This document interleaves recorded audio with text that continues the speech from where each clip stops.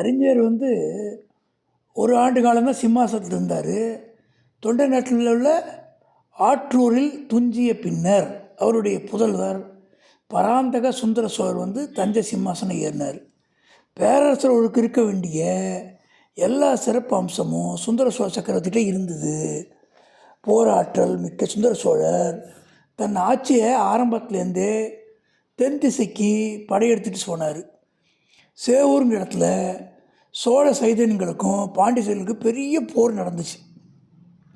அச்சமயம் மதுரை மன்னனாக இருந்த வீரபாண்டியனுக்கு துணை செய்வதற்காக சிங்கள நாட்டு மன்னன் மகிந்தன் ஒரு பெரிய சேனையை அனுப்பினான். சோழருடைய மாபெரும் வீர சைன்யம் பாண்டியர்களுடைய சேனையும் சிங்கள நாட்டு படையும் சேவூரில் முறியடிச்சிருச்சு. வீரபாண்டியன் படை இழந்து முடி இழந்து துணை இழந்து உயிரை மட்டும் காப்பாற்றிக்கிட்டு ஒரு மலைக்குள்ளே ஓடி போய் பதுங்கிக்கிட்டான். அப்போ பாலநில பகுதி ஒன்றின் நடுவில் இருந்த மலைக்குகையில் போய் பதுங்கிட்டான்.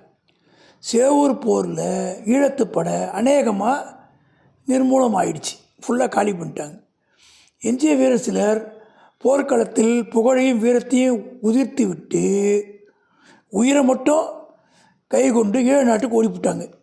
இவ்வாறு பாண்டியர்களுக்கும் சோழர்களுக்கும் நடக்கும் போர்களில் சிங்கள மன்னர்கள் தலையீடு பாண்டியர்களுக்கு உதவி பட அனுப்புறது இப்படி சில காலமாக வழக்கமாகவே இருக்குது. இந்த வழக்கத்தை அடியோடு ஒழிச்சு சுந்தர சோழ சக்கரவர்த்தி விரும்பினார். அதனால் சோழ சைதன்யம் ஒன்றை இலங்கைக்கு அனுப்பி சிங்கள மன்னருக்கு புத்தியை கற்பிக்கணும்னு நினச்சார்.